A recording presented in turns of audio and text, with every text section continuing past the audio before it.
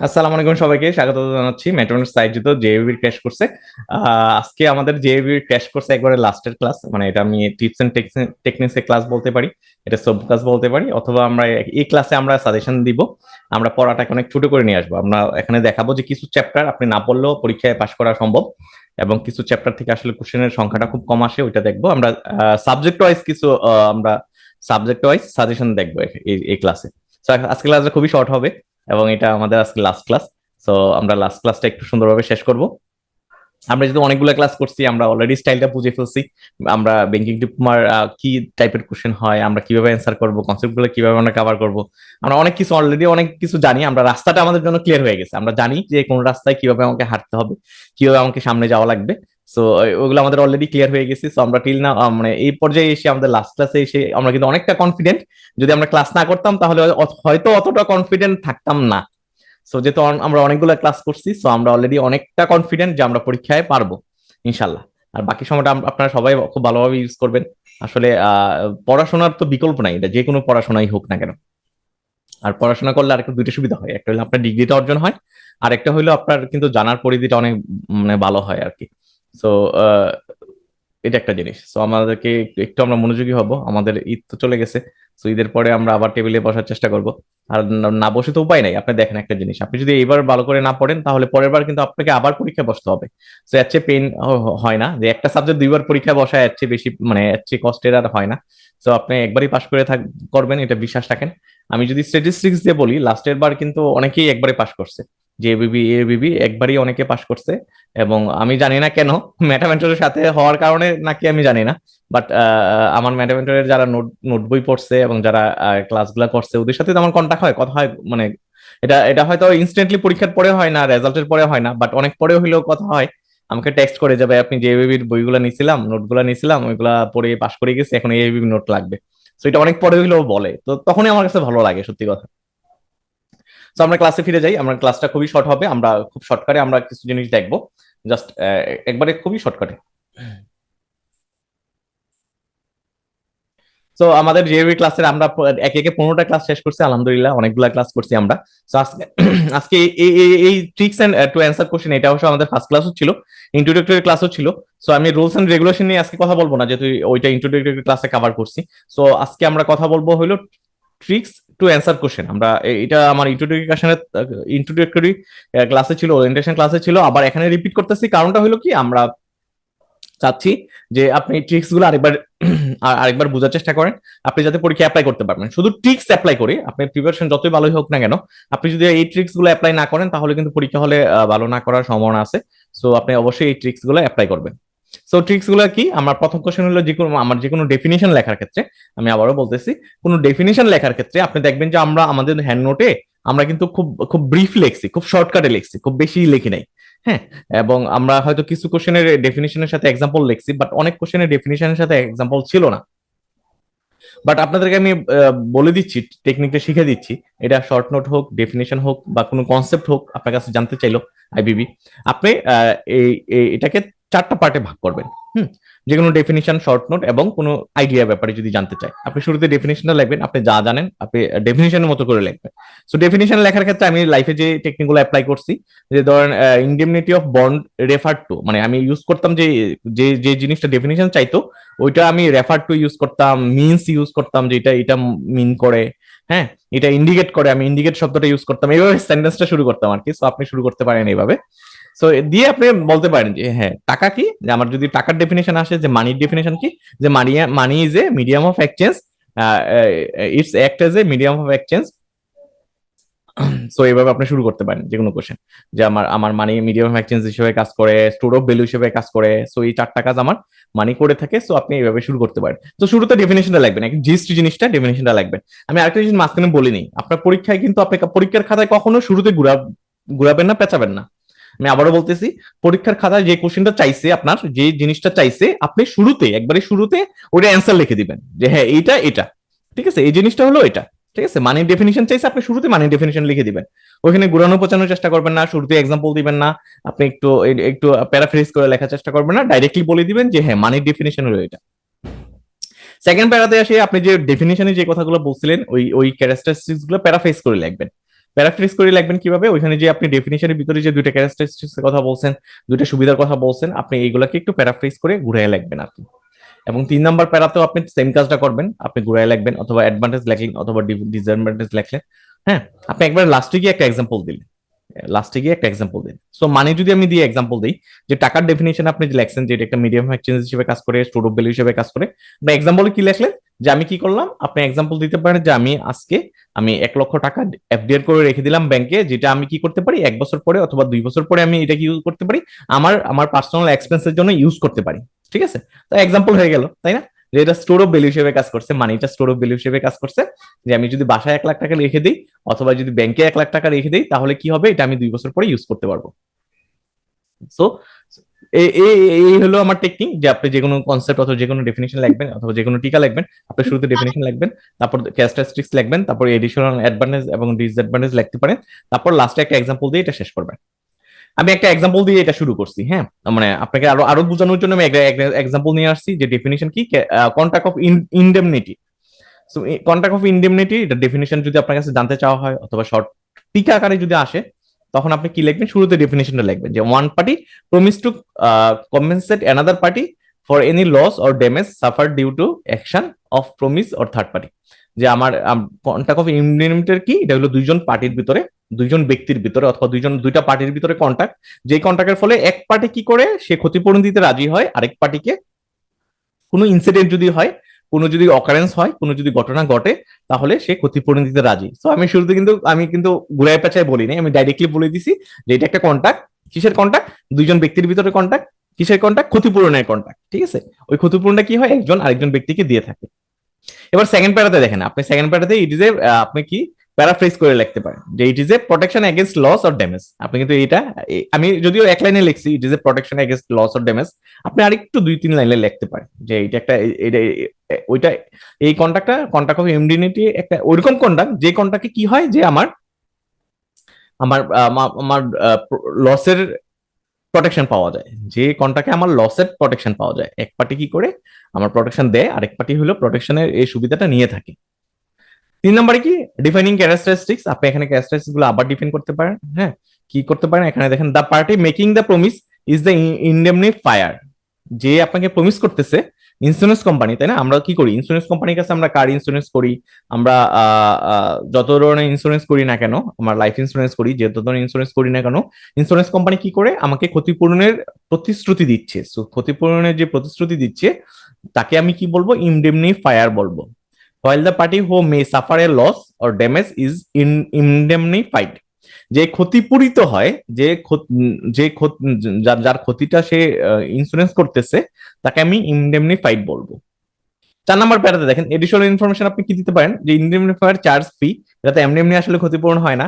এখানে কিন্তু কি হয় যে আমার ফি এর একটা ইস্যু থাকে, তাই না, ইন্স্যুরেন্স কোম্পানি কিন্তু এমনি এমনি আপনাকে ক্ষতিপূরণ দিবে না। আপনার যদি কার ইন্স্যুরেন্স হয়, আপনার গাড়িটা যদি অ্যাক্সিডেন্টে নষ্ট হয়ে যায়, তখন কিন্তু ইন্স্যুরেন্স কোম্পানি আপনাকে ক্ষতিপূরণ দিবে। কিসের বিনিময়ে দিবে, তার কিন্তু একটা ফি আছে, তাই না, ফি এর বিনিময়ে দিবে। এক্সাম্পল একটা দিতে পারেন যে insurance company is a common form of indemnity contract as the insurance promise to compensate the policy holder for any coverage loss। তো আমি এখানে এক্সাম্পলটা কিন্তু স্পেসিফিক করে দেই না, আপনি ওইভাবে বলতে পারেন। আমি একবারই যে এখানে আমি যেভাবে বলছি এইভাবে বলা লাগবে নট নেসেসারি, আপনার ভাষায় সবগুলো 4টা, এই যে 5টা পয়েন্ট আমি বলছি, 5টা পয়েন্টই কিন্তু আপনার ভাষায় লিখবেন। আপনি এখানে ল্যাঙ্গুয়েজ গুলো ইউজ করবেন না, আপনার মতো করে লিখবেন। সো আপনি এক্সাম্পলে বলতে পারেন যে আমি একটা গাড়ি, কোনো কোনো ব্যক্তি যদি গাড়ির ইন্স্যুরেন্স করে, কার ইন্স্যুরেন্স করে, তাহলে কি হবে, সেই কার ইন্স্যুরেন্সের জন্য সে শুরুতে কি করবে, একটা প্রিমিয়াম পে করবে ইন্স্যুরেন্স কোম্পানিকে। এই প্রিমিয়ামের বদলতে এগেনস্টে কি করবে, ইন্স্যুরেন্স কোম্পানি তাকে প্রোটেকশন দিবে। কিসের প্রোটেকশন দিবে, গাড়ি যদি কোনো অ্যাক্সিডেন্টে যদি ড্যামেজ হয়ে যায়, তাহলে সে ক্ষতিপূরণ পাবে। সো তাহলে কি সুন্দর হয়ে গেল না, দেখেন আপনি জানতেন কিন্তু 2টা লাইন, যে আপনি জানতেন হলো কি, কন্ট্রাক্ট ইমডিনিটি হলো একটা কন্ট্রাক্ট, দুইজন পার্টির ভিতরে কন্ট্রাক্ট, যে কন্ট্রাক্টের ফলে কি হয়, সে মানে এক পার্টি ক্ষতিপূরণ পায়, আরেক পার্টি কি করে ক্ষতিপূরণ দেয় ফি এর বিনিময়ে। শুধু একটু জানতাম, বাট আমি এটা কিন্তু পুরো 1 পেজ হয়ে যাবে, তাই না, 1 পেজের কম হবে না, একটু কম হবে না, আপনি পুরো 1 পেজ ক্রস করে যাবে যদি আপনি এইভাবে মাথায় চিন্তাগুলো রাখেন, আপনি যদি এইভাবে লেখার চেষ্টা করেন। সো এক্সিলেন্ট একটা জিনিস শিখলাম আমরা। এটা আমরা ডেফিনেশনে, আপনার পরীক্ষায় কিন্তু প্রচুর ডেফিনেশন আসে, প্রচুর শর্ট নোট আসে, আপনি যে কিছু আসুক না কেন, প্রচুর কনসেপ্টের কোশ্চেন আসে। সো আসুক না কেন, আপনি কিন্তু এইভাবে লিখতে পারেন। সো আমরা একটা একটা জিনিস জেনে গেলাম আমরা ম্যাথমেটিক্স সেন্টারের কাছ থেকে। এবার হলো ডিফারেন্স যদি আসে, আমরা ডিফারেন্স, প্রচুর ডিফারেন্স, আমার নোটে কিন্তু 5টা করে ডিফারেন্স লিখছি আমি, ঠিক আছে। কে একজন আমাকে বলতেছিল যে আপনার নোটগুলো একটু শর্ট হয়ে গেছে, কারণ হলো আপনি আমরা তো যা পড়ি তার 40% অ্যাপ্লাই করতে পারি। আমি এখানে আরেকবার রিপিট করতেছি, ওনার কমেন্টস হলো আমরা যা পড়ি তার 40% অ্যাপ্লাই করতে পারি পরীক্ষার খাতায়। সো ওই সেন্সে আমার নোটগুলো শর্ট হয়ে গেছে। তো আমি এইটা একটা ডিফেন্ড করি, হ্যাঁ ঠিক আছে। আমি কিছু কিছু টিকা আমি জানি যে কিছু কিছু টিকা, শুধু টিকা, অন্য অন্য কোথাও এরিয়াতে না, শুধু কিছু কিছু টিকা আমার শর্ট হয়ে গেছে, হ্যাঁ। তো কিছু কিছু টিকা শর্ট হয়ে গেছে, আমি ইচ্ছে করে শর্ট করছি কেন, আসলে টিকাগুলো ধরেন 40-50টা টিকা যখন লিখছি, তখন 40-50টা টিকা যদি আমি খুব বড় করে লিখি, আপনার পড়ার ধৈর্য থাকবে না, আপনি পড়ে গিয়ে পরীক্ষা দিতে পারবেন না। এই কারণে শর্ট লিখছি, বাট নেক্সট প্ল্যান আছে, নেক্সট টাইমে আমরা এই টিকাগুলো একটু বড় করবো, কারণ ওই টিকাগুলো আসলে 1 পেজ লেখার মতন না। সো এটা একটা জিনিস। আরেকটা জিনিস হলো আমি কিছু কিছু কোশ্চেনের অ্যান্সার আমি পয়েন্ট আকারে লিখছি, পয়েন্টের ভিতরে আমি 1 লাইন করে লিখছি। তো আমার কোশ্চেনটা হলো আমি আমি সত্য আমি রঙও হইতে পারি। আমাদের টেকনিকটা হলো আমরা তো সারা জীবন কোশ্চেনের ইয়ে পড়ছি, পয়েন্ট পড়ছি, তাই না? পয়েন্টের ভিতরে কি লেখা আছে ওইটা কিন্তু কখনোই পড়ি নাই। কারণ কি, আমরা বানায় লিখতাম, পয়েন্টটা মুখস্থ করে যেতাম, বানায় লিখতাম। আমার যতটুকু মনে পড়ে, আপনাদের মনে পড়ে কিনা যায় না। সো সো ওই সেন্সে কিন্তু আমি কি করছি, প্রতিটা পয়েন্টার আগে আন্ডারে 1 লাইন করে লিখছি। সো আপনি আশা করি এটা জিনিসটা টেকনিকটা বুঝতে পারছেন। হয় কি, চোখে লাগবে না। আপনি যদি, আমি যদি খুব বেশি লিখতাম আমার নোটে, খুব বেশি করে যদি অনেক পেজ লিখতাম, আমার নোটগুলো তো অন এন এভারেজ 100 পেজ। তো আমি যদি এটা আমার 200 পেজ বা 250 পেজের হইতো, তখন কিন্তু আপনার এতটা ভালো লাগতো না, এত সহজেই শেষ করতে পারতেন না। এখন যদি যতটা আপনি কমফোর্ট ফিল করেন, মনে হয় যে আপনি হ্যাঁ কভার করতে পারতেছেন, পরীক্ষা হলেও ভালো করবেন, যে কনফিডেন্সটা বিল্ড আপ হয়েছে জাস্ট নোটের স্ট্রাকচারের কারণে হয়েছে, হ্যাঁ। সো আশা করি যে আমাদের স্ট্রাকচারটা সাপোর্ট করবেন। আর যদি এটার কোনো সমালোচনা থাকে, অবশ্যই গঠনমূলক সমালোচনা করবেন, তাহলে আমরা নেক্সট টাইম এটা কারেকশন করবো। আপনাদের ফিডব্যাক আমরা অবশ্যই চাই, আপনারা অবশ্যই ফিডব্যাক দিবেন, কারণ আপনারা হলেন আমার ক্লাসও করতেছেন। সো আপনারা যদি গ্রুপে ফিডব্যাক গুলো না দেন, তাহলে কিন্তু পরবর্তীতে আমাদের জন্য সমস্যা, আমাদের অ্যাকসেপ্টেন্স কমে যাবে। আর একটা সমস্যা হলো, যারা পরবর্তীতে নোটগুলো পড়বে, ক্লাসগুলো করবে, ওদের জন্য সমস্যা হলো কি, ওরা কিন্তু ওই বেনিফিটটা পাবে না। ওই যদি ঠিক আছে, যদি আপনি ফিডব্যাক দেন, তাহলে আমরা যতটা ডেভেলপ করতে পারবো, আমরা কিন্তু প্রতিনিয়ত ডেভেলপ করতেছি, তাই না? আমাদের এই পরীক্ষা শেষ হয়ে যাওয়ার পরে আমাদের নোটগুলো ডেভেলপ করবো, ক্লাসগুলো ডেভেলপ করবো। তো আপনাদের ফিডব্যাক গুলো অনেক কাজে লাগবে। তো আমি সবাইকে রিকোয়েস্ট করবো, আপনারা অবশ্যই ফিডব্যাক দিবেন যে আমার আমি আরো কিভাবে নোটগুলো ডেভেলপ করতে পারি, কোথায় কোথায় ভুল আছে, হ্যাঁ।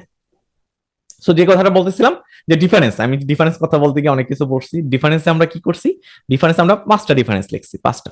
তো আমার একটা ধারণা ছিল স্টুডেন্ট লাইফে, যে আমার 5 নাম্বারের জন্য 5টা ডিফারেন্স লেখা লাগবে, 5 নাম্বারের অ্যান্সারের জন্য 5টা পয়েন্ট লেখা লাগবে, যদি ডেসক্রিপটিভ কোশ্চেন হয় আর কি। তারপর কিন্তু আসলে সত্যি কথা বলতে কি, ধরেন 5 নাম্বারের ডিফারেন্সের জন্য আপনি 5টা পড়ে গেলেন, মনে নাই 5টা, 4টা লেখলেও কিন্তু হবে। আপনি 4টা লেখলেও 4 নাম্বার পাবেন। আমি অনেকের সাথে কথা বলে দেখছি। তো এই কারণে আমি কিন্তু 6টা ডিফারেন্স আনি নাই। 6টা ডিফারেন্স আনলে আসলে আপনি আপনি জিনিসটা আমি আরো আরো আরো সহজ করে বলি। আসলে ব্যাংকিং ডিপ্লোমাটা অত কঠিন পরীক্ষা না, অত অত টাফ পরীক্ষা না, অত অত জটিল কিছু না। সো আমি খুব, যেহেতু সহজ একটা পরীক্ষা, আপনি প্রফেশনাল চাকরি করতেছেন, আপনি অনেক কিছু জানেন। তো সহজ পরীক্ষাটা সহজ করে দেওয়ার জন্য আসলে এই টেকনিকটা অ্যাপ্লাই করছি।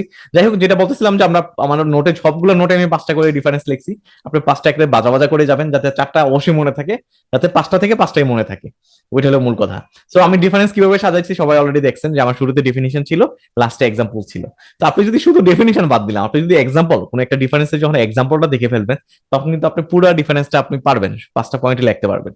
আপনি ক্লিয়ার হয়ে যাবেন, আসলে না পড়েও অনেক কিছু জেনে যাবেন, যে হ্যাঁ এই দুইটার ভিতরে ডিফারেন্স এটা।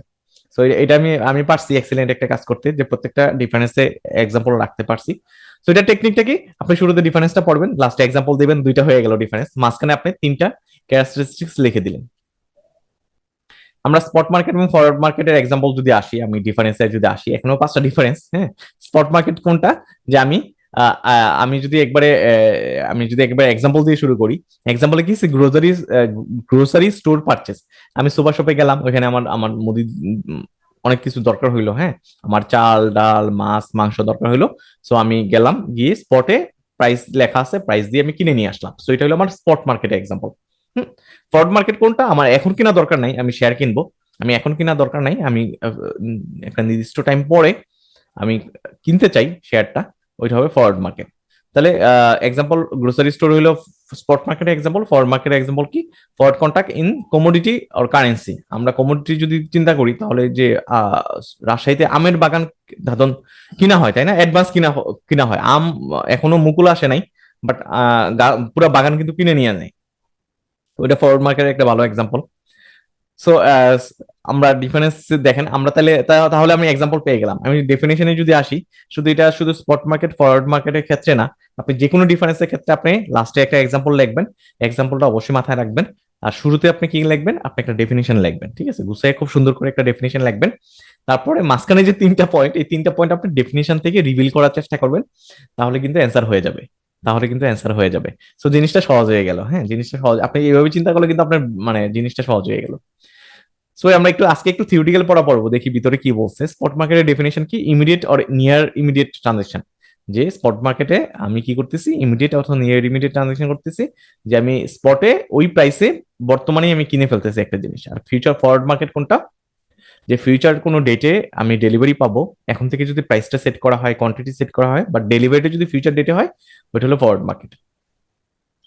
প্রাইস ডিটারমিনেশন, আমার স্পট মার্কেটে spot price current market price buy sell হয়, আর ফরওয়ার্ড মার্কেটে এগ্রিড আপন প্রাইসে, তখন আসলে প্রাইস কি হবে আমি জানি না। সো দুইজন পার্টি কি করে এগ্রি হয় যে হ্যাঁ ঠিক আছে, আমি তোমার 2 মাস পরে আমি ডলার 115 টাকায় দিতে রাজি আছি, আর যে কিনবে সেও রাজি হয় যে 115 টাকায় কিনতে রাজি আছে। ফ্লেক্সিবিলিটি, স্পট মার্কেট কিন্তু আমার আমার লিমিটেড ফ্লেক্সিবিলিটি, যে আমি আমি স্পটে যে প্রাইস আছে ওই প্রাইসে কিনতে বাধ্য থাকবো। বাট ফরওয়ার্ড মার্কেটে আমার ফ্লেক্সিবিলিটি আছে, যে আমি 2 মাস পরে না, আমি 3 মাস পরে কিনতে যাচ্ছি, আমি এই প্রাইসে না, একটু ডিফারেন্ট প্রাইসে কিনতে যাচ্ছি, ফ্লেক্সিবিলিটি আছে। মার্কেট রিস্ক, আমার স্পট মার্কেটে মার্কেট রিস্ক নাই বললেই চলে, কারণ আমি এখানে স্পট রেটে মার্কেটে আমি স্পট প্রাইসে কিনতেছি। আর ফরওয়ার্ড মার্কেটে আমার কি আছে, আমার মার্কেট রিস্ক আছে, তখনকার প্রাইসটা কিরকম হবে আমি জানি না। আমরা বলছি আজকে বেশি পড়াশোনা করবো না, আমি কথা দিছি। তো আসলে সত্যি বেশি পড়াশোনা করবো না, শুধু ট্রিক্স গুলা দেখবো, টিপস গুলা শিখবো যে আমি কিভাবে অ্যান্সার করবো। এবার হলো যে কোনো কোশ্চেন আমি শিখছি হলো আমি ডেফিনেশন শিখছি, ডিফারেন্স শিখছি, এর বাইরে যে কোনো কোশ্চেন আপনি অ্যান্সার করতে যান না কেন, আপনি কি করবেন, আপনি শুরুতে কি করবেন, আপনি কি অ্যান্সার করতে যাচ্ছেন ওটা শুরুতে বলবেন। হ্যাঁ, এক নম্বর হলো right about what you are going to explain. আপনি কি এক্সপ্লেন করতে যাচ্ছেন, আপনি কোশ্চেনটাকে প্যারাফ্রাইজ করে তুলে দিলেন। আমি আরো সহজ করে বলতেছি, আপনি শুরুর প্যারাতে কোশ্চেনটাকে প্যারাফ্রাইজ করে তুলে দিলেন। আপনার কাছে জানতে চাইলো যে তুমি ঢাকা শহরের সুবিধা লেখো, তো আপনি লেখলেন যে হ্যাঁ আমি ঢাকা শহরের সুবিধা লিখতে যাচ্ছি, ঠিক আছে, অথবা ঢাকা শহরের সুবিধা হলো এইগুলা, শুরুটা এইভাবে হবে, ঠিক আছে।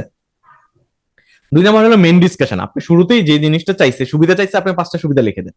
আপনি 5টা সুবিধা লেখেন, তারপরে এগুলো ইলাবোরেট করতে পারেন, এটাও করতে পারেন, এটা কিন্তু একটা ভালো টেকনিক।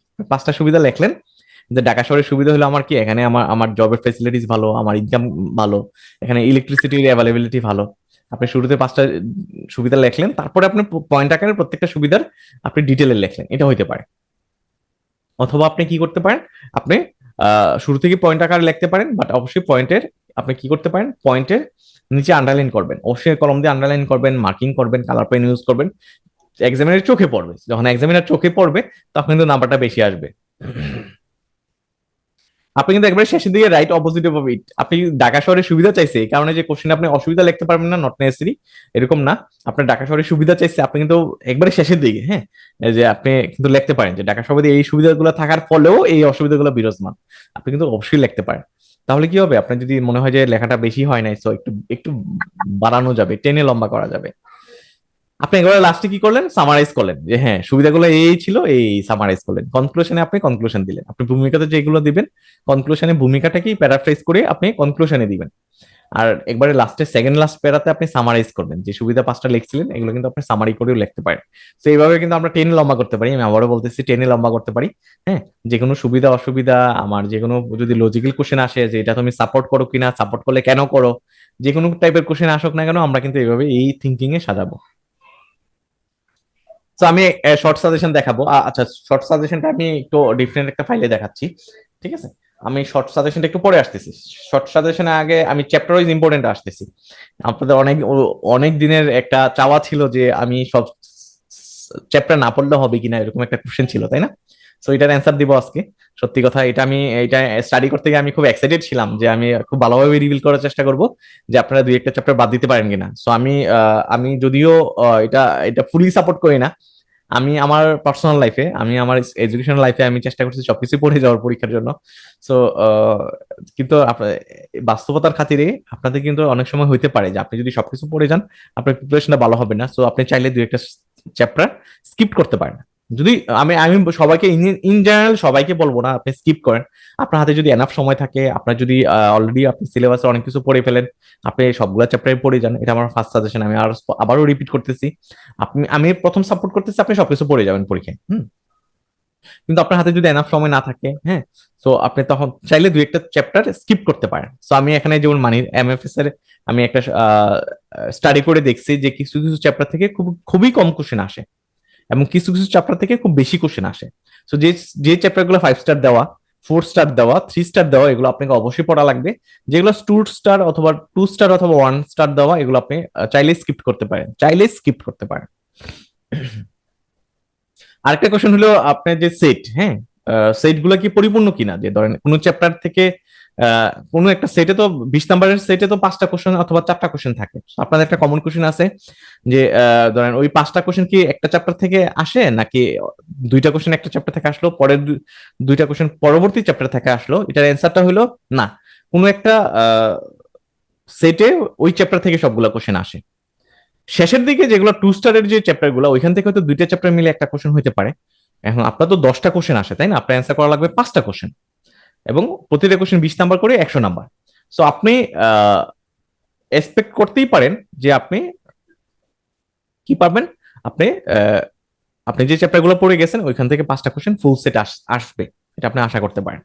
হ্যাঁ, এটা একটা অ্যান্সার, এটা একটা মানে আমি আমি আপনাদের মানে কনফিউশন ক্লিয়ার করে দিলাম যে যে কোশ্চেনটা হয়, যে সেট কোশ্চেনটা হয়, এটা একটা চ্যাপ্টার থেকে হয়, এক্সেপশনাল কেস ছাড়া আর কি। টিকা টিকার ক্ষেত্রে আমি আবারও বলতেছি, টিকার ক্ষেত্রে আপনার 2-3টা চ্যাপ্টার মিলে কোশ্চেন হইতে পারে। কারণ আপনারা সবাই জানেন টিকা আসে, আপনার টিকার কোশ্চেনের অ্যান্সার করার দরকার হয় 5টা টিকার অ্যান্সার করার দরকার হয়। 10টা টিকা আসে, 10টার ভিতরে আপনি 5টা টিকার অ্যান্সার করতে হয়। তো 10টা টিকা আসলে এক চ্যাপ্টার থেকে দেওয়া সম্ভব না, ওটা দিবেও না। তো টিকার যে কোশ্চেনটা ওইটা কিন্তু সব চ্যাপ্টার মিলে আসে, টিকার কোশ্চেনটা সব চ্যাপ্টার মিলে আসে। আর বাকি যে কোশ্চেন গুলো ওরা চেষ্টা করে যে আপনার কোনো একটা চ্যাপ্টার থেকে ওই পুরা সেট কোশ্চেন দেওয়ার জন্য। ঠিক আছে, ম্যাক্সিমাম টাইম এটাই হয়। সো যে কথা বলছিলাম, আমার এমএফএস সাবজেক্টে দেখেন মানি এন্ড মানিটারি সিস্টেম থেকে আপনার এটা 5 স্টার দিছি, এখান থেকে প্রচুর কোশ্চেন হয়, প্রচুর কোশ্চেন হয়। এই চ্যাপ্টার আপনার পুরো ভালো করে পড়বে। এখানে মাঝখানে আমি একটা জিনিস বলে রাখি, আপনাদের কোশ্চেন গুলো কিন্তু আমি অ্যান্সার দিচ্ছি, আপনাদের কোশ্চেন যেগুলো রেজ হইতে পারে ওই অ্যান্সার গুলো কিন্তু আজকে দিচ্ছি আমি। আর আজকে ক্লাসটা কিন্তু খুবই ইম্পর্টেন্ট, কারণ হলো আজকে ক্লাস আমরা পুরো সামারাইজ করতেছি, অ্যানালাইসিস করতেছি আপনি পুরো পরীক্ষাটা, পুরো পড়াটা কিভাবে পড়বেন। তো যে কথাটা বলতেছিলাম যে আপনি এখন আপনি একজন ক্যান্ডিডেট, হ্যাঁ, আপনি কি করলেন এখানে চ্যাপ্টার ওয়াইজ, ধরেন আমি এখানে যে জিনিস দেখতেছি 2 স্টারে হলো 3টা চ্যাপ্টার, আপনি 3টা চ্যাপ্টার বাদ দিয়ে দিলেন। আপনি কি করলেন, একটা দুইটা তিনটা 4টা চ্যাপ্টার পড়লেন, হ্যাঁ। তো আপনি এখানে একটা সাজেশন করলেন, হ্যাঁ, যে আপনি 4টা চ্যাপ্টার পড়লেন আর 3টা চ্যাপ্টার বাদ দিয়ে দিলেন। আবার আমি যে সাজেশন দিচ্ছি ওই সাজেশন থেকে আপনি ওই সাজেশনকেও ফলো করলেন। সাজেশনে কি করছি আমি, সাজেশনে তো কি করছি যে আমি কিছু চ্যাপ্টারে আমি একটা চ্যাপ্টারে, কারণ প্রথম চ্যাপ্টারটা মডিউল ওয়েতে মানি এবং মানিটারি সিস্টেমে আমি সাজেশনে আমি এখানে 29টা কোশ্চেন আছে। সো 29টা কোশ্চেনকে আমি তার ভিতরে 15টা কোশ্চেনকে 5 স্টার দিলাম, 10টা কোশ্চেনকে আমি ধরেন 4 স্টার দিলাম, বাকি 5টাকে কিছুই দিলাম না। তো ওইখানেও আপনি সাজেশন ফলো করলেন যে আপনি 29টা কোশ্চেন না পড়ে আপনি ধরেন 25টা কোশ্চেন পড়লেন অথবা 22টা কোশ্চেন পড়লেন। এটা কিন্তু আপনার জন্য খুব ভয়ঙ্কর ক্ষতি হয়ে যাবে আপনার জন্য, আপনি কিন্তু রিস্কে পড়ে যাবেন। আপনি চ্যাপ্টার সাজেশন করছেন, আপনি বলছেন 3টা চ্যাপ্টার আপনি পড়বেনই না। আবার ওই যে চ্যাপ্টার গুলো পড়বেন ওই চ্যাপ্টারের ভিতরে যদি আপনি সাজেশন করে পড়েন, ওই চ্যাপ্টারের ভিতরে যদি আপনি কোশ্চেন বাদ দেন, তাহলে কিন্তু আপনি খুবই রিস্কে পড়ে যাবেন, হাই রিস্কে থাকবেন। আপনি ওই চ্যাপ্টার গুলা থেকে কিন্তু ফুল সেট কমন পাবেন না, কারণ লেজ লাগানো কোশ্চেন থাকে, আপনি ফুল সেট কমন পাবেন না। আমি আবারও বলতেছি, আপনি সাজেশন করবেন যে কোনো একভাবে, আপনি হয় এটা ফলো করবেন অথবা এটা ফলো করবেন। আপনি হয় চ্যাপ্টার ওয়াইজ আপনি বাদ দিয়ে দিবেন, আর যে চ্যাপ্টার গুলো পড়বেন এগুলো পুরোটাই পড়বেন, ওইখানে কোনো সাজেশন করতে যাবেন না। আমি আবারও বলতেছি, আপনি যদি এইভাবে চ্যাপ্টার ওয়াইজ সাজেশন করেন, আপনি যদি ধরেন 7টা চ্যাপ্টারের ভিতরে 4টা চ্যাপ্টার পড়বেন আর বাকি 3টা চ্যাপ্টার পড়বেন না, এবং আপনি যে 4টা চ্যাপ্টার পড়বেন সবই পড়বেন, ওইখানে কোনো সাজেশন করতে যাবেন না প্লিজ। ওইখানে সাজেশন করতে যাবেন না, ওই চ্যাপ্টারে সবগুলোই পড়বেন। ওইখানে আমি যদি সাজেশনটা দিচ্ছি ওইটা দিলেও ওইটা ফলো করবেন না। আপনি এই চ্যাপ্টারে একটা টপ টু বটম ভাজা ভাজা করে ফেলবেন। ঠিক আছে, আমি আবারও বলতেছি, যে 4টা চ্যাপ্টার পড়বেন আপনি পুরো ভাজা ভাজা করে ফেলবেন, এখান থেকে কোনোটাই বাদ দিবেন না, তাহলে পরীক্ষা ভালো করা সম্ভব হবে। আদারওয়াইজ কিন্তু আপনি যদি আবার ওই 4টা চ্যাপ্টারের ভিতরে কিছু বাদ দিয়ে পড়েন, তাহলে কিন্তু একটু রিস্ক হয়ে যাবে, হ্যাঁ। তাহলে বটম লাইনে আমি আবারও রিপিট করতেছি, বটম লাইন হলো আপনি সাজেশনই করার দরকার নেই, আপনি যা পড়াইছি সব পড়ে যাবেন। প্রথম কথা, আমার নোট পড়বেন, ক্লাসগুলো পড়বেন, আমার ক্লাসের স্লাইডগুলো যা আছে স্লাইডগুলো পড়লেন, তারপরে নোটে যেগুলো কভার হয় নাই ক্লাসে ওইগুলো নোট থেকে পড়লেন। প্রথম কথা। দ্বিতীয় কথা হলো আপনি আপনি চ্যাপ্টার ওয়াইজ ওয়েট দিয়ে পড়তে পারেন, যে আপনি দুইটা চ্যাপ্টার একবারে বাদ দিয়ে দিবেন, বাকিগুলো পুরো বাজা বাজা করে ফেলবেন, পুরো খুব ভালোভাবে এক্সিলেন্ট ওয়েতে প্রিপারেশন নেবেন। এটা একটা ওয়ে হইতে পারে। 3 নম্বর সাজেশন হলো, 3 নম্বর ট্রিক্স হলো, আপনি সব চ্যাপ্টারই পড়বেন, বাট আপনি ইম্পর্টেন্ট ইম্পর্টেন্ট কোশ্চেন গুলো পড়বেন, মানে সাজেশন, যেটাকে আমি বলি সাজেশন অনুযায়ী পড়বেন। ওইটাও টেকনিক হইতে পারে। সো আমি এমএফএস টা শেষ করি। এমএফএস আমার মানিটারি সিস্টেম থেকে প্রচুর কোশ্চেন আসে, পেমেন্ট সিস্টেম থেকে কোশ্চেন আসে, ফাইন্যান্সিয়াল সিস্টেম থেকে কোশ্চেন আসে। আমার ফাইন্যান্সিয়াল ইনস্টিটিউশন থেকে খুব কম কোশ্চেন হয়, আসলে এটা থেকে খুবই কম কোশ্চেন হয়। আমার ফাইন্যান্সিয়াল মার্কেট থেকে ভালো কোশ্চেন আসে। ইসলামী ফাইন্যান্সিয়াল সিস্টেম থেকে অত বেশি কোশ্চেন হয় না। আমার রেগুলেটরি ফ্রেমওয়ার্ক থেকে অত বেশি কোশ্চেন হয় না। তো আপনি চাইলে আপনি এই 3টা চ্যাপ্টার বাদ দিয়েও বাকি চ্যাপ্টার গুলো খুব ভালোভাবে পড়তে পারেন। আর আপনার সাথে সময় থাকলে অবশ্যই সবগুলোই পড়বেন। আরেকটা টেকনিক বলে দিই আপনাদের, শেষ পর্যায়ে এসে আমি লাস্ট ক্লাসে সেখানে সাজেশনটা দিচ্ছি।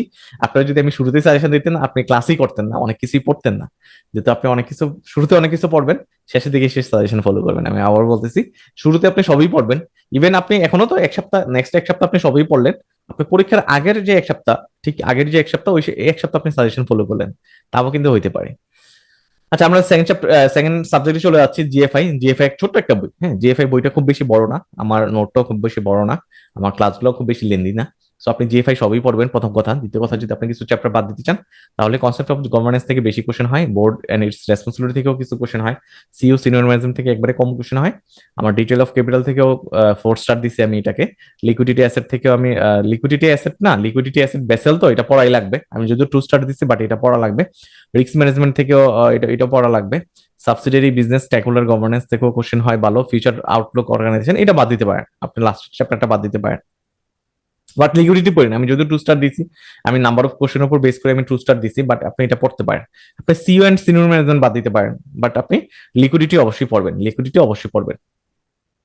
প্রিন্সিপাল অফ ইকোনমিক্স, এটা খুব লেন্দি একটা সাবজেক্ট। সো আমি স্বীকার করি যে আপনি এমএফএস, প্রিন্সিপাল অফ ইকোনমিক্স, আর হইলো আমার ল, এই 3টা সাবজেক্ট আসলেই লেন্দি। আর উইএম বিজনেস কমিউনিকেশন আর হইলো জিএফআই, আসলে 3টা খুবই ছোট।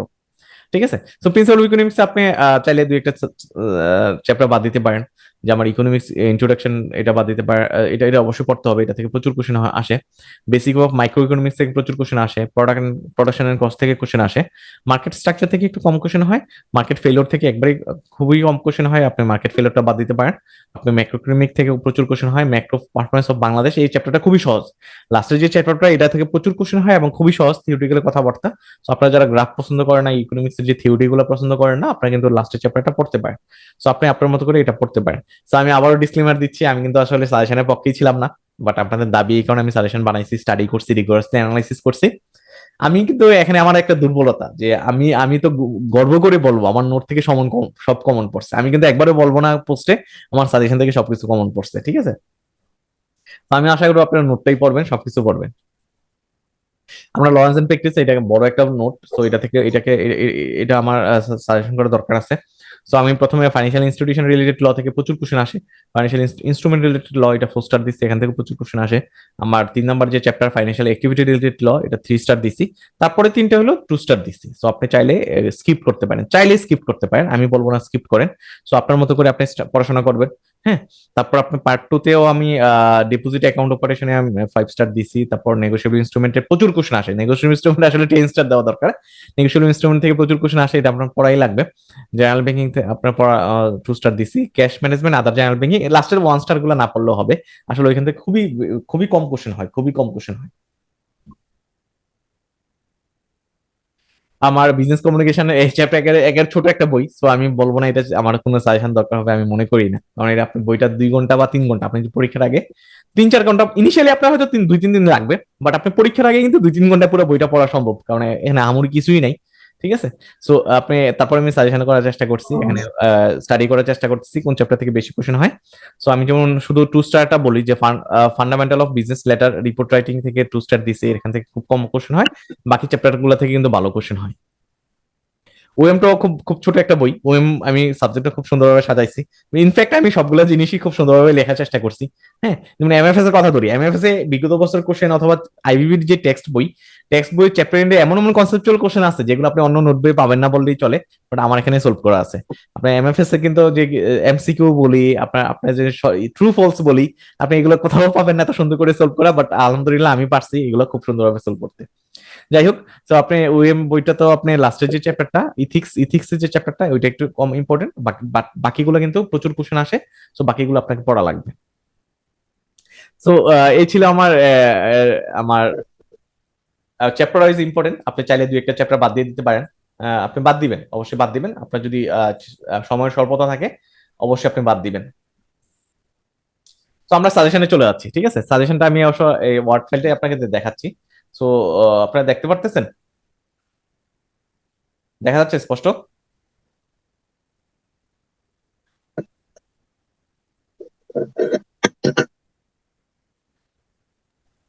সো দেখা যাচ্ছে ভাই।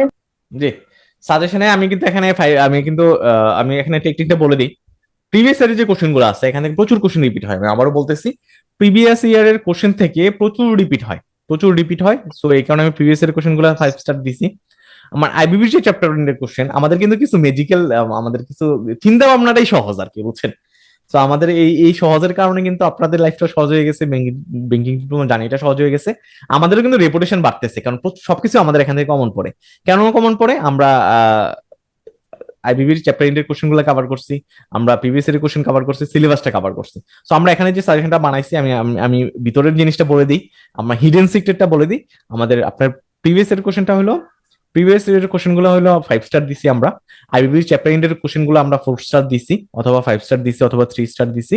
আর সিলেবাসে যেটা আছে, সিলেবাসের যে টপিক গুলো আছে, টপিক গুলোকে আমরা 3 স্টার, 4 স্টার, 5 স্টার দেওয়ার চেষ্টা করছি। এর বাইরে যেগুলো আছে এগুলো আমরা দেই নাই আর কি। তাতে কি হয়েছে, আপনার কিন্তু কাভারেজ হয়ে গেল, আপনার সিলেবাস কাভার হয়েছে, প্রিভিয়াস ইয়ারের কোশ্চেন কাভার হয়েছে, আইবিবি চ্যাপ্টার ইন্টের কোশ্চেন গুলো খুবই ইম্পর্টেন্ট, যেহেতু ওরা চ্যাপ্টার ইন্টের কোশ্চেন বানাইছে, ওইখান থেকে কোশ্চেন হওয়ার চান্স থাকে। তো এইভাবে আমরা সাজাইছি, এভাবে আমরা সাজাইছি, ঠিক আছে? তো এটা আমার জিএফআই। জিএফআই আমরা সবগুলো কোশ্চেনই কিন্তু স্টার চিহ্ন আছে। তো কোনোটা তো কম, কোনোটা হয় বেশি। তো আমরা কিন্তু আর নিজেরা গাড়ির উপর দায়িত্ব নেই নাই, আমরা আপনাদের উপর চাপাই দিছি। আপনি 5 স্টার গুলো শুধু পড়বেন না 4 স্টার বাদ দিবেন কোনটা, এটা আপনাদের ডিসিশন। বাট আমরা সবগুলোকে স্টার চিহ্নের ভিতরে রাখছি, সিলেবাসে যেহেতু ছোট। তো সো এই কারণে কিন্তু আমরা এই খুব বেশি আননেসেসারি কোশ্চেন নাই। প্রত্যেকটা কোশ্চেনই গুরুত্বপূর্ণ, এই কারণে আমরা সবগুলো কোশ্চেনই কিন্তু স্টার চিহ্ন আছে, হয়তো কোনোটা 5 স্টার, কোনোটা 3 স্টার, কোনোটা 4 স্টার। হ্যাঁ,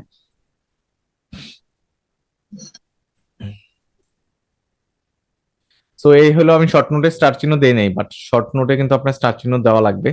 সো শর্ট নোটে স্টার চিহ্ন দিচ্ছি, একবার শুরুতে দিচ্ছি আর কি। হ্যাঁ, সবগুলো শর্ট নোটে 4 স্টার দেওয়া আছে। সো এই হলো আমাদের সাজেশন, জিএফ এর সাজেশন। আমি এখন চলে যাব জিএফ এর পরে চলে যাব হলো আমার এমএফএস এর সাজেশন। এমএফএস এর সাজেশনটা দেখাচ্ছি আপনাদেরকে। সো এমএফএস এর সাজেশনটা, এই যে এমএফএস এর সাজেশন। সো এমএফএস এর সাজেশনটা হলো, আমি এমএফএস এর প্রচুর কোশ্চেন আমি স্বীকার করি, এমএফএস এর সিলেবাসটা অনেক লেন্দি। সো এখানেও মানিটারি এন্ড ফাইন্যান্সিয়াল সিস্টেমে আমরা ওইভাবেই সাজানোর চেষ্টা করছি, বিগত বছর কোশ্চেনগুলোকে বেশি ওয়েট দিছি, ঠিক আছে? সো এই যেমন ফার্স্ট চ্যাপ্টারে আমাদের অনেক কোশ্চেন।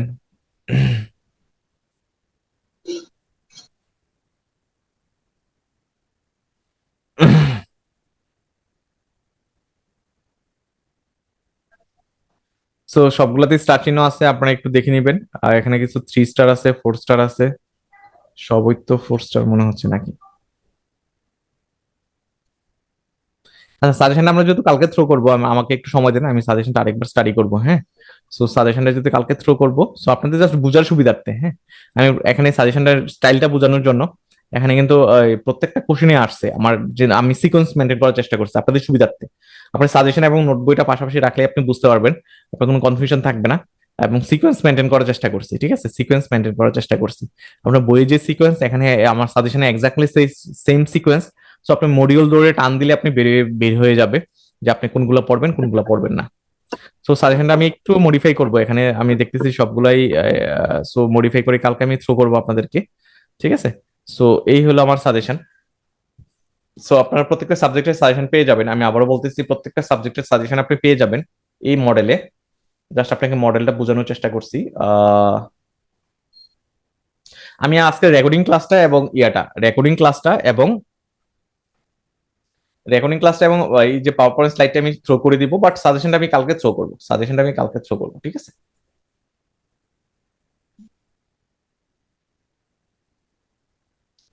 সো আজকে ভাইয়া, আমি জি জি যে কোশ্চেন গুলো তো স্টার ছিল না সেগুলো সেগুলো কি স্কিপ করা যাবে সাজেশনের মধ্যে? আপনি আমি এখানে দুইটা টেকনিক, একটা আপনি যদি কোনো চ্যাপ্টার বাদ দিয়ে নেন, আপনি যদি ধরেন 7টা চ্যাপ্টার ভিতরে দুইটা চ্যাপ্টার বাদ দেন, বাকি যে হুম 4টা চ্যাপ্টার ওগুলো সবই পড়তে হবে, ওখানে কোনো স্টার চিহ্ন দেখে হুম লাভ নাই, হুম প্রথম হুম। কথা। আর যদি আপনি সব চ্যাপ্টারই পড়বেন তখন আপনি স্টার চিহ্নগুলো দেখে পড়তে পারেন, ঠিক আছে? জি। আমরা আজকের ক্লাস একবার শেষ পর্যায়ে চলে আসছি, আমরা ক্লাসের শেষে অবশ্যই কোশ্চেন এন্ড অ্যান্সার সেশনে যাব।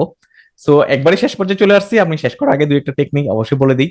যদিও এই ক্লাসটা আমি পরীক্ষার আগের দিন নেওয়া দরকার ছিল অথবা 2 দিন আগে নেওয়া দরকার ছিল, আমি একটু বেশি আগে নিয়ে নিচ্ছি। বাট আপনার টেকনিক গুলো মনে রাখবেন এবং পরীক্ষার আগে অবশ্যই ক্লাসটা দেখবেন, ঠিক আছে? তো এক্সাম স্ট্র্যাটেজি গুলো কি, বি অ্যাওয়ার, আপনি অবশ্যই সতর্ক থাকবেন। কি কি ব্যাপারে সতর্ক থাকবেন? আপনি এনশিওর গুড নাইট স্লিপ, আপনার পরীক্ষার আগে প্রচুর ঘুমানো লাগবে।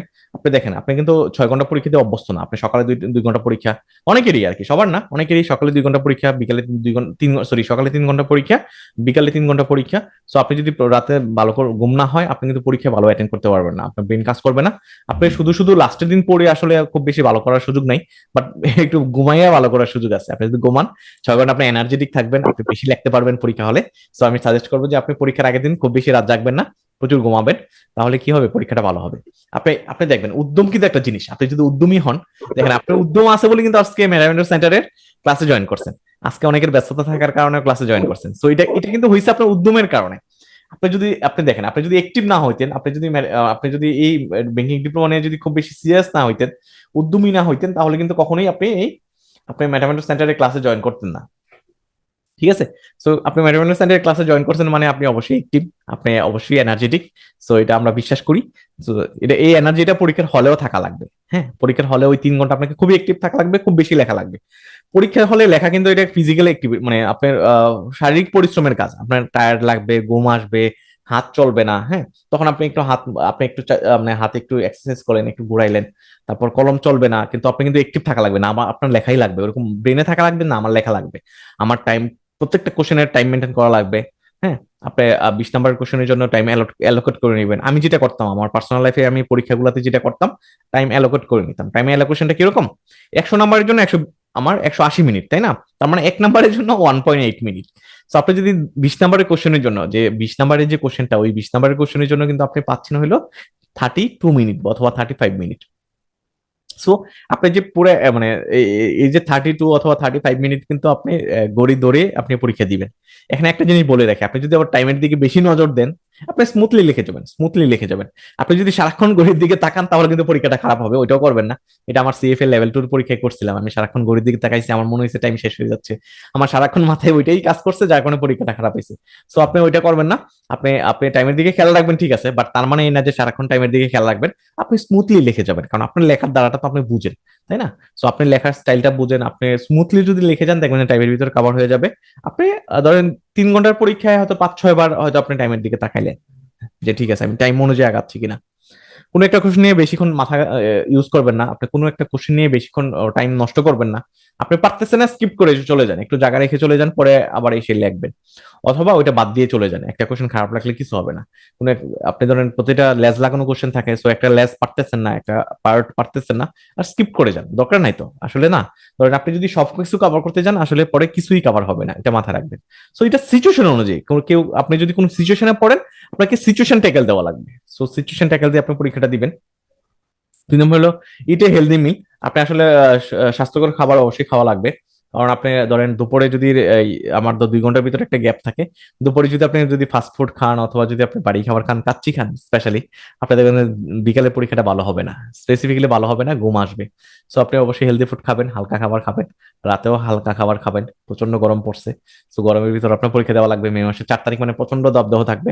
তো আপনি অবশ্যই হেলদি খাবার খাবেন, প্রচুর পানি খাবেন। এর আর্লি আপনি আর্লি আসবেন, পরীক্ষা হলে অবশ্যই আগে চলে যাবেন। রিড দা ইনস্ট্রাকশন কেয়ারফুলি, আপনি ইনস্ট্রাকশন গুলো কেয়ারফুলি পড়বেন, একটু অবশ্যই কেয়ারফুলি পড়বেন, কোন কোশ্চেনের নাম্বার কত এগুলো দেখবেন, সবগুলো কোশ্চেন শুরুতে থ্রু আউট পড়ে নিবেন। ম্যানেজ ইউর টাইম, আপনি টাইম ম্যানেজ করতে হবে, মাস্ট, টাইম ম্যানেজমেন্টের কোনো বিকল্প নাই। আপনি যদি শুধু লেখতেই থাকেন, পরে দেখলেন যে আপনার 3টা কোশ্চেনের জন্য মাত্র 40 মিনিট সময় আছে অথবা 1 ঘন্টা সময় আছে, তাইলে হবে না। আপনার টাইম অ্যালোকেশন ভালো থাকা লাগবে, টাইম অ্যালোকেশন ভালো থাকা লাগবে। আর আমার তো খুব বেশি আমি নোটেও লিখি নাই, আপনাদের খুব বেশি পড়াই নাই, তো আপনাদের টাইম ম্যানেজমেন্টের সমস্যা হওয়ার কথা না। হ্যাঁ, আপনি যদি অন্য অন্য বাজারে অন্য নোটগুলো পড়তেন, অন্য গাইডগুলো পড়তেন, আপনার অনেক বেশি পড়তেন, অনেক বেশি বেশি জানতেন, আপনার অনেক বেশি লেখার দরকার ছিল, তখন হয়তো টাইম ম্যানেজমেন্ট হইতো না। বাট আমি তো আপনাকে ওইভাবে টেকনিক শিখাইছি যে আপনি কতটুকু কোশ্চেনে কতটুকু লেখলেই হবে, ওইটা আমি অলরেডি শিখাই দিয়েছি। সো টাইম ম্যানেজমেন্টের সমস্যা হওয়ার কথা না। 6 নম্বর হলো স্টে ফোকাস এন্ড কাম। আপনাকে ফোকাস থাকা লাগবে। হ্যাঁ, আমি পরীক্ষা দিতে বসছি, আমাকে পরীক্ষা লেখা লাগবে, আমাকে 5 নম্বরের কোশ্চেনের জন্য 1 পেজ লেখা লাগবে, আমাকে 5টা ডিফারেন্স লেখা লাগবে। আপনি ফোকাস মানে একবারে সিরিয়াস হওয়া লাগবে। তারপর হলো bring writing material, ID card. আপনি অনেকে দেখবেন এটা ভুলে যাই, আমরা আইডি কার্ড নিতে ভুলে যাই। আমি যেটা অ্যাপ্লাই করি আর কি, আমি যে টেকনিকটা অ্যাপ্লাই করি, আমি যে কাদের ব্যাগটা ইউজ করি, আমি সবসময় এটার ভিতরে সবকিছু ঢুকাই রাখি আগের রাতেই, আমি ওইটা থেকে বের করি না। আমি যখন আপনাদের সামনে লেকচার নিচ্ছি, আমি ল্যাপটপ ইউজ করতেছি, আমি ল্যাপটপটা কিন্তু আমার ব্যাগেই থাকে, যখন দরকার আমি তখন বের করে ইউজ করি। হ্যাঁ, আমার যখন দরকার শেষ হয়ে যাবে, আমি রাতের বেলায় আমি ল্যাপটপটা আমার ব্যাগে রাখি, যাতে আমি অফিসে নিয়ে যেতে পারি। ঠিক আছে, বা আমি অফিস থেকে ব্যাক করার সময় আমি আমার অফিস টাইম শেষ হওয়ার আগে আমি ল্যাপটপটা আমার ব্যাগে রাখি। কারণ হলো কি, আমি ভুলে চলে আসলে আপনাদের ক্লাসটা নিতে পারবো না। সো যাই হোক, এটা আমি টেকনিকটা অ্যাপ্লাই করি। সো আপনি এটা অ্যাপ্লাই করতে পারেন। আপনি পরীক্ষা যাওয়ার আগে আপনি আপনার টেবিলে আপনি খাতা কলম আইডি কার্ড, হ্যাঁ, এগুলা, সরি খাতা কলম না তো, মানে কলম আইডি কার্ড এগুলো রেখে দিলেন। আপনার নেসেসারি আপনি ঘড়ি ক্যালকুলেটর এগুলো আপনি সামনে রেখে দিলেন, যাতে আপনি বাসা থেকে বের হওয়ার সময় নিয়ে চলে আসতে পারেন। আপনি বাসা থেকে বের হওয়ার সময় যদি আপনি মনে করেন যে আমি এগুলো গুছাবো, তখন দেখবেন যে একটা জিনিস স্কিপ হয়ে গেছে, আপনি ক্যালকুলেটর না নিয়ে পরীক্ষা হলে চলে গেছে। সো অ্যাপ্লাই এক্সাম হলে, আপনি এক্সাম হলে কি কি টেকনিক অ্যাপ্লাই করবেন, খুব ইম্পর্টেন্ট একটা ইম্পর্টেন্ট কিছু টিপস আপনি অবশ্যই মনে রাখা লাগবে, একটু একটু মনোযোগী হবেন। Plan your answer before writing. আপনি কিন্তু আপনি যে কি লিখবেন, হ্যাঁ, প্রথম কথা হলো আপনি কি কি কোশ্চেন অ্যান্সার করবেন। আপনার তো 10টা সেট থাকে, তাই না? 10 সেটের ভিতরে আপনাকে 5টা সেট অ্যান্সার করা লাগে। তো আমি যদি একটু ব্রডার ভিউ মধ্যে বলি, আমি যদি একটু ডিপে বলি, আমরা সবাই যাই টিকে অ্যান্সার করতে, কারণ টিকাতে নাম্বার বেশি আসে। 5 নাম্বার করে টিকা সে 4 দিবে। আপনি যদি টিকা আমরা যেভাবে শিখেছি, মেটামেন্ট সেন্টার আপনাকে যেভাবে শিখেছে, আপনি টিকাতে 5 নাম্বারে 4 পাওয়াটা খুব ইজি, খুব সহজ। আপনি টিকেতে ডেফিনেশন লিখবেন, একটা এক্সাম্পল দিবেন, মাঝখানে প্যারা আকারে ক্যাস্টাস গুলা লিখবেন, সো আপনার চার্ট চলে আসবে। সো আপনি টিকা দিবেন, তারপর ডিফারেন্স গুলা লিখবেন। সো আপনি শুরুতেই সেট করবেন, আপনি শুরুতেই 10টা কোশ্চেন পড়লেন, পরে কোনগুলা কোনগুলো অ্যান্সার করবেন, এগুলো আপনি মার্ক করে রাখেন, যে এগুলো আমি খুবই স্ট্রং, খুবই ভালো পারি, মার্ক করে ফেলেন। মার্ক করার পরে আপনি কি করলেন, আপনি আহ আহ, আপনি লেখা শুরু করার আগেই কিন্তু আপনি চিন্তা করতে হবে যে হ্যাঁ, এই জিনিসগুলো আমার অ্যান্সারে লিখবো। So plan your answer before writing. আপনি লেখা শুরু করার আগে আপনি সিলেক্ট করবেন কোন কোন কোশ্চেনগুলো অ্যান্সার করবেন, এবং কোন কোশ্চেনে কি কি লিখবেন, এগুলো আগে থেকে চিন্তা করে ফেলবেন। 2 নম্বর হলো ইউজ বুলেট পয়েন্ট। আপনার প্রচুর বুলেট পয়েন্ট ইউজ করতে হবে, প্রচুর বুলেট পয়েন্ট। আমার নোটেও আছে, ক্লাসেও আছে, তো আপনাদের বুলেট পয়েন্টের সমস্যা হওয়ার কথা না। আপনার পয়েন্ট, বুলেট পয়েন্ট মানে তো পয়েন্ট আর কি, প্রচুর পয়েন্ট ইউজ করবেন যাতে এক্সামিনারের চোখে পড়ে। হ্যাঁ, আপনি যদি পয়েন্ট ইউজ করেন, তো এক্সামিনার কিন্তু শুধু পয়েন্ট দেখে আপনাকে নাম্বার দিয়ে দিবে। আর আপনি যদি গদমার্কা থিওরিটিক্যাল লেখা লেখেন, পুরো পেজ লেখার পর কিন্তু এক্সামিনার বুঝবে না আপনি আসলে কি লিখতেছেন। 3 নম্বর হলো first simple sentence then complex. আপনি শুরুতে সিম্পল সেন্টেন্স দিয়ে শুরু করবেন, আপনি কমপ্লেক্স সেন্টেন্স লিখতে যাবেন না। কমপ্লেক্স লিখতে রিস্ক হলো দুইটা, একটা হলো আমার সেন্টেন্স ভুল হওয়ার সম্ভাবনা থাকে, আর আপনার কি হবে, টাইম বেশি লাগবে। তো আপনি সিম্পল সেন্টেন্স দিয়ে শুরু করেন, পরে আপনি কমপ্লেক্স সেন্টেন্স ইউজ করলেন। 4 নম্বর হলো use transition word and phase to connect idea. আপনি আপনি না, মানে একটা আইডিয়ার সাথে আরেকটা আইডিয়া কানেক্ট করার জন্য ট্রানজিশনাল ফেজ ইউজ করতে পারেন। ঠিক আছে, therefore, before they, for that, the reason for that, so, হ্যাঁ। সো এই শব্দগুলো ইউজ করবেন, আপনি ট্রানজিশনাল শব্দ ইউজ করবেন, যে ওইটার সাথে আমি আগের প্যারার সাথে আপনি এই প্যারার সাথে মিলাবেন। আমি যেটা বলছিলাম, ঢাকা শহরের সুবিধাগুলো লিখতে গিয়ে আপনি কি লিখবেন, অসুবিধাও লিখবেন। সো আপনি এভাবে শুরু করতে পারেন যে দো দো, যে আপনি যদিও আমার এই উপরে উল্লেখিত সুবিধাগুলো বিরাজমান ঢাকা শহরে, বাট আমার কিন্তু কিছু কিছু অসুবিধাও আছে। সো আপনি এইভাবে কানেক্ট করবেন, একটা আইডিয়ার সাথে আরেকটা আইডিয়া কানেক্ট করবেন। 5 নম্বর হলো read your answer before submit. যদি এটা সম্ভব হয় না, আমার ক্ষেত্রে অনেক সময় সম্ভব হইতো, অনেক সময় সম্ভব হইতো না। আসলে লিখতে লিখতে টাইম শেষ হয়ে যায়, রিভিশন দেওয়ার সময় থাকে না। বাট আপনাদের প্রতি সাজেশন, আপনি দেখবেন যে রিভিশন দেওয়ার যদি সময় পান 10 নাম্বার, আপনি অনেক কিছু কারেকশন করার সুযোগ পাবেন। ঠিক আছে, আরেকটা জিনিস, আরেকটা সবচেয়ে ইন্টারেস্টিং জিনিস হলো, আপনি রিভিশন দিতে পারলেন, আপনি জানবেন যে হ্যাঁ, আপনি এই সাবজেক্টটা পাস করতে যাচ্ছেন কি না। আপনি যদি রিভিশন দেওয়ার সুযোগ পান, আপনি নিজেই বুঝতে পারবেন যে হ্যাঁ, আমি সাবজেক্টটা পাস করবো। আমি রিভিশনের ক্ষেত্রে একটা জিনিস বলি, আপনি যদি আপনার খাতায় দেখেন যে আপনি প্রত্যেকটা কোশ্চেন অ্যান্সার লেখছেন, আপনি পুরো 100 নাম্বারে অ্যান্সার করছেন, এবং প্রত্যেকটা স্ট্রাকচার ঠিক আছে, আমার যতটুকু লেখার দরকার ছিল ততটুকুই লেখছেন, এবং আমার আমার চোখের সামনে আমার 5টা ডিফারেন্স বেশি উঠতেছে, আমার ডেফিনিশন বেশি উঠতেছে, পয়েন্ট বেশি করতেছে, এক্সামিনারের সামনে ফকফকা, পুরো ক্লিয়ার, খাতাটা খুবই সুন্দর, একটা অ্যান্সারের পরে একটা অ্যান্সার আসতেছে, একটা অ্যান্সারের পরে আরেকটা অ্যান্সার আসতেছে, প্রত্যেকটা অ্যান্সারের লেন্থ ঠিক আছে, অ্যান্সারের একুরেসি ঠিক আছে, কেন নাম্বার দিবেন আমার একটু বলেন তো? আপনি কেন পাশ করাবে না? যে খাতা দেখতেছে সে তো মানুষ, তাই না? অবশ্যই আপনাকে পাশ করাবে। ফাইনালি হলো believe in your self, stay confident. এটা খুব মোস্ট ইম্পর্টেন্ট। আপনি ব্যাংকার, আপনি ব্যাংকে চাকরি করতেছেন, আপনি বিশ্বাস করেন আপনার চেয়ে বেশি অন্য কেউ জানে না, আপনার চেয়ে বেশি অন্য কেউ জানে না ব্যাংকিং রিলেটেড ইস্যুগুলো। এটা আপনার রিলেটেড ডিপার্টমেন্ট হতে পারে, আপনি যখন বর্তমানে যে ডেস্কে কাজ করতেছেন, অথবা আপনার পাশের ডেস্কে আপনি হয়তো ফরেন এক্সচেঞ্জে কাজ করতেছেন, আপনি ফরেন এক্সচেঞ্জে ভালো জানেন, আপনি কিন্তু জিবিতেও জানেন, কারণ আপনি তো জিবিতে, আমি কি করতাম, আমি যখন এক্সিম ব্যাংকে ছিলাম, গুলশান ব্রাঞ্চে ছিলাম, আমি কিন্তু জিবিতে, আমি যখন ফরেন এক্সচেঞ্জে কাজ করছি, আমি জিবিতেও কাজ করছি শুরুতে, বাট আমি যখন ফরেন এক্সচেঞ্জে কাজ করছি তখন আমি জেনারেল ব্যাংকিং ডিভিশনে যাইতাম, গিয়ে গল্প করতাম, কথাবার্তা বলতাম, ওরা কিভাবে করে দেখতাম, ইনভেস্টমেন্ট ডিপার্টমেন্টে যাইতাম। সো এটা তো দূরেই কিছু না, তাই না? আপনার কাছেই তো সব কাজ হচ্ছে, আপনার পাশেই সবকিছু হচ্ছে, আপনি কিন্তু সবকিছু জানেন, না জানার কোনো কারণ নাই। সো এটা বিশ্বাস রাখেন যে আপনি সবকিছু জানেন, ব্যাংকের রিলেটেড ইস্যুগুলো আপনার চেয়ে বেশি ভালো জানে না। ঠিক আছে, আপনি কনফিডেন্ট থাকেন, আপনি কনফিডেন্ট থাকেন। মোস্ট কমন কোশ্চেন, আপনাদের কিছু কমন কোশ্চেন আছে, এগুলো আমি অ্যান্সার দিচ্ছি। আপনার এক্সামের ল্যাঙ্গুয়েজ কি হবে? আপনি বাংলায় লিখবেন না ইংলিশে লিখবেন? এটা অ্যান্সারটা হলো আপনি যেটা পারদর্শী ওইটাতে লিখবেন। আপনি যদি ইংলিশে পারদর্শী হন আপনি ইংলিশে লিখবেন, আপনি যদি বাংলাতে পারদর্শী হন বাংলাতে লিখবেন। কোশ্চেন প্যাটার্ন, আপনার কোশ্চেন প্যাটার্ন কিরকম হবে? ওরা কিন্তু আইবিবি কন্টিনিউসলি বলতেছে ওরা কোশ্চেন প্যাটার্নে চেঞ্জ আনবে। ওরা কোশ্চেন প্যাটার্ন ট্রেডিশনাল কোশ্চেন হবে না, আমার আমার বুকিশ কোশ্চেন হবে না, ওরা ওরা কেস স্টাডি দিবে, ওরা কোশ্চেন প্যাটার্নে চেঞ্জ আনবে, ডাইনামিক করবে। হ্যাঁ, সো ওরা কিন্তু কোশ্চেন প্যাটার্ন চেঞ্জ আনতেছে, আসলে আনতেছে, কিছু কিছু কোশ্চেনে দেখবেন চেঞ্জ আনতেছে, ম্যাথ ইনক্লুড করতেছে, কনসেপচুয়াল কোশ্চেন করতেছে। So question pattern, so change, কিছু চেঞ্জ পাবেন, এটা মনে রাখেন। বাট আরেকটা জিনিস মনে রাখেন, আসলে একটা এক্সামিনার কিন্তু সবগুলা কোশ্চেনে 10 সেট কোশ্চেনে কিন্তু ইনোভেশন আনতে পারে না, 10 সেট কোশ্চেনেই কিন্তু আপনার কনসেপচুয়াল হবে না, কেস বেস হবে না। সো আপনার ট্রেডিশনাল কোশ্চেন থাকবেই, এর বাইরে যাওয়ার সুযোগ নেই।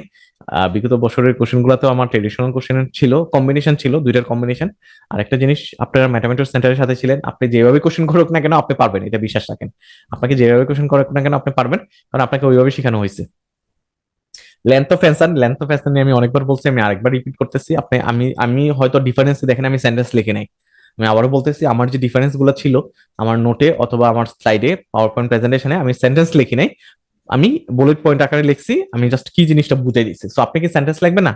আপনি কিন্তু সেন্টেন্স লিখবেন, হ্যাঁ, আপনি সেন্টেন্স লিখবেন, আপনি এক্সাম্পল দিবেন, আপনি একটু বেশি বেশি লিখবেন। হ্যাঁ, সো লেন্থ অফ কোশ্চেনের অ্যান্সারটা হলো, আপনি যদি টিকা আসে, আপনি 5টা টিকার জন্য আপনি 5 পেজে 5টা টিকা লিখলেন, আপনি নিচে পেজ খালি থাকুক, আপনি ধরেন একবারে পেজের হাফ যখন ক্রস করে যাবে, আমরা একটা টেকনিক বলে দিচ্ছি, আপনার কোনো একটা পেজের, এটা টিকা হোক, ডেফিনেশন হোক, যে কোনো কিছু হোক, আপনার হাফ পেজ যখন ক্রস করে যাবে ওইখানে আপনি আরেকটা নতুন কোশ্চেন শুরু করার দরকার নেই, প্রথম কথা। দ্বিতীয় কথা হইলো, আপনি ধরেন সেট, আপনি ধরেন 20 নাম্বারের কোশ্চেন শেষ হওয়ার পরে আপনি আপনি হাফ পেজের পর থেকে কোশ্চেন শুরু করবেন না, আপনি নতুন পেজ থেকে শুরু করবেন। আমি আবারও বলতেছি, কোনো একটা কোন একটা সেট কোশ্চেন আপনি নতুন পেজ থেকে শুরু করবেন, আর কোন একটা কোশ্চেনের অ্যান্সার মানে লেজ লাগানো, মানে প্রত্যেকটা সেটের আন্ডারে তো 4টা কোশ্চেন থাকে, ধরেন এ নাম্বার কোশ্চেনের অ্যান্সার যদি আপনি হাফ পেজ ক্রস করে, আপনি পরবর্তীতে বি নাম্বার কোশ্চেনটা নিচে শুরু করবেন না, পরবর্তী পেজে শুরু করবেন, দেখতে সুন্দর দেখাবে, নাম্বার বেশি আসবে। সো লেন্থ অফ অ্যান্সার আমি আবারও রিপিট করতেছি, length of answer 5 number question 1 page enough, 1 থেকে 1.5 পেজ এনাফ। যদি আপনি খুব বড় বড় করে লেখেন তখন কিন্তু আবার 1-1.5 পেজে হবে না, আপনাকে অবশ্য 2 পেজ কাউন্ট করা লাগবে। স্ট্যান্ডার্ড হলেও 1 পেজে 22 লাইন, সো 22 লাইন যদি কোনো পেজে লেখেন তাহলে 1 পেজ এনাফ, 5 নাম্বার কোশ্চেনের জন্য 1 থেকে 1.5 পেজ এনাফ। ঠিক আছে, আহ এই হলো লেন্থ অফ কোশ্চেন। আর সোর্স অফ স্টাডি, আপনি সোর্স, আপনি আপনার ম্যাথামেটিক্স সেন্টার আমরা অলরেডি বুঝে গেছেন, এর বাইরে কোনো কিছু পড়ার দরকার নেই।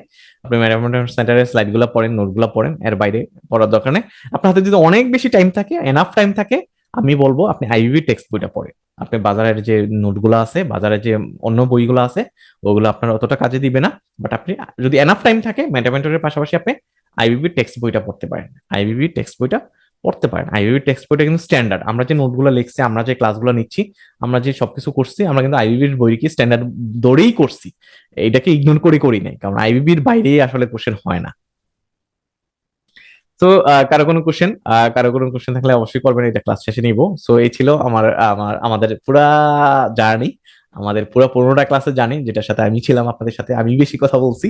সো আলহামদুলিল্লাহ খুব সুন্দরভাবে শেষ করতে পারছি এই আমাদের 98 ব্যাংকিং প্রফেশনালস এক্সামস এর ক্র্যাশ কোর্স ফর জেএবিবি। সো আপনাদের অনেক থ্যাঙ্কস আমার সাথে ছিলেন, আমি সত্যি ইমোশনাল আজকে, আজকে লাস্ট ক্লাস। সো আমি পুরো সেশনটা আপনাদের সাথে ছিলাম, আমি সত্যি কথা আজকের পরে হয়তো আমাকে একটু হালকা মনে হবে। হ্যাঁ, আমার মানে মনে হবে কিছু নাই লাইফ থেকে, আমি হয়তো এইভাবে ক্লাসে আর বসবো না আপনাদের সাথে।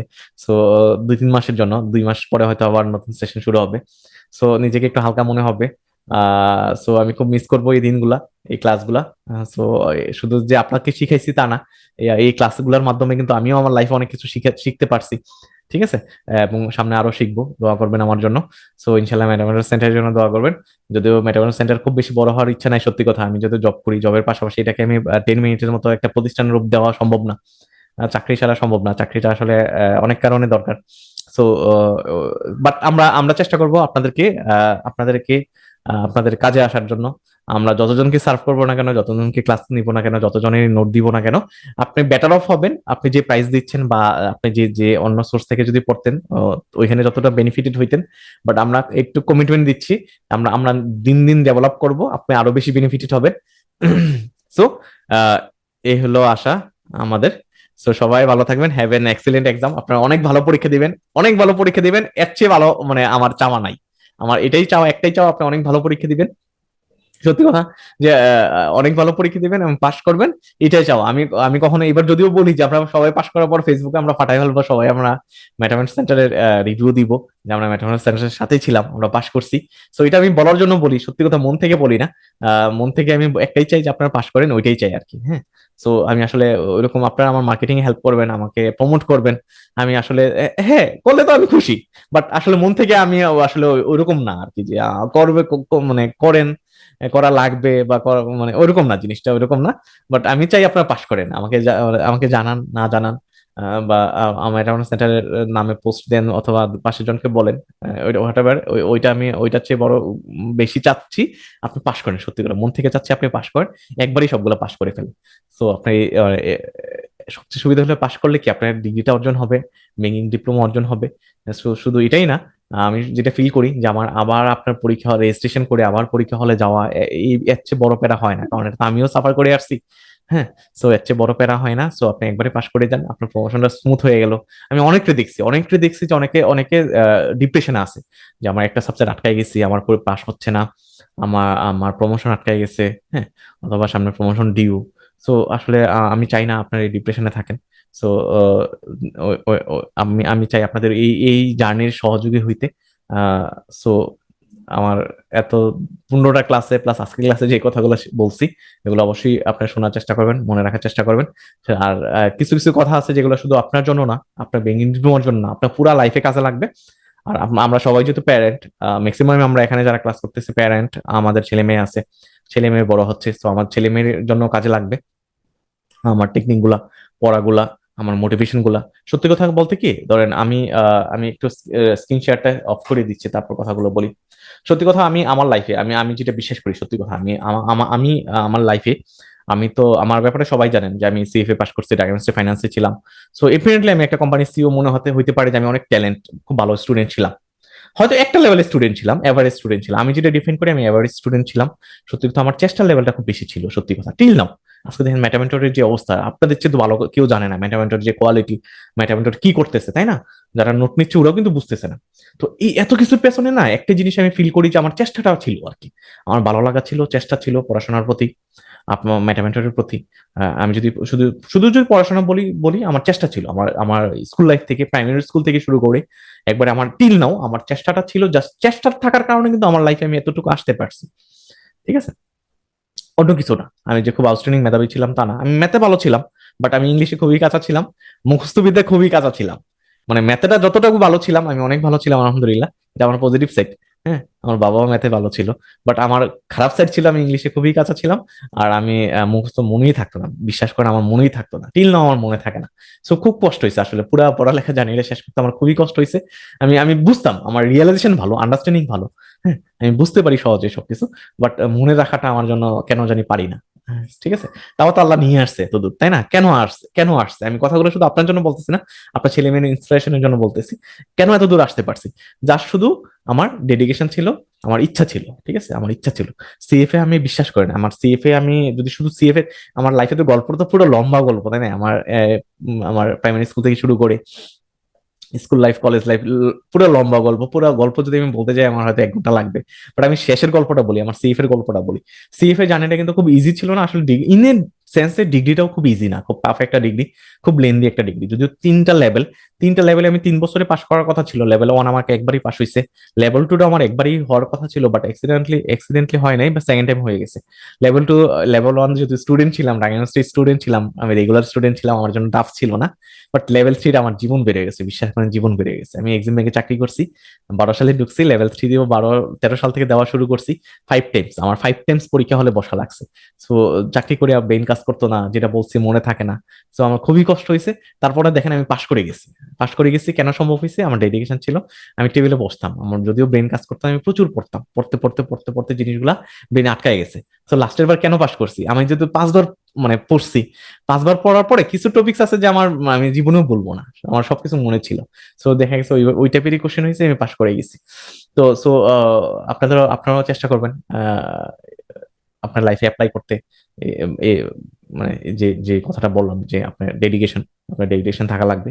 সো আপনি আজকে ব্যাংকিং ডিপ্লোমা করতেছেন, আপনার এই স্পিডটা থাকতে থাকতে আপনি সিডিসিএস করে ফেলেন, ছোটখাটো আর 2-1টা ডিগ্রি করে ফেলেন, পারলে বড় ডিগ্রি করেন। ইটস ডিপেন্ড, আপনি আইসিএমএ করতে পারেন, সিএফএ করতে পারেন, এগুলো তো সেলফ স্টাডি, তাই না? সিএ করতে গেলে হয়তো আপনার ফার্মে চাকরি করা লাগবে। তারপর আমার সিএস আছে, চার্টার্ড সেক্রেটারি আছে, এগুলো করতে পারেন। আর এগুলো যদি না পারেন, আমি রিকোয়েস্ট করবো আপনি অবশ্যই সিডিসিএস, রিস্ক ম্যানেজমেন্টের কিছু কোর্স আছে, ডকুমেন্টারি সিডিসিএস আছে, অবশ্যই ওইগুলো করবেন। ওগুলো খুব বেশি টাফ না, খুব বেশি টাফ না। সো আপনি করে ফেলবেন। তো অনেক কথা বলছি, অনেক মিস করবো আপনাদেরকে। তো আমি একবারে শেষে আপনাদের অবশ্যই কোশ্চেন অ্যান্সার সেশনে যাবো, আপনাদের কোনো কোশ্চেন আছে কিনা, আপনাদের কোনো জানার কিছু আছে কিনা। সো তারপর আমরা ক্লাসটা শেষ করবো। জি।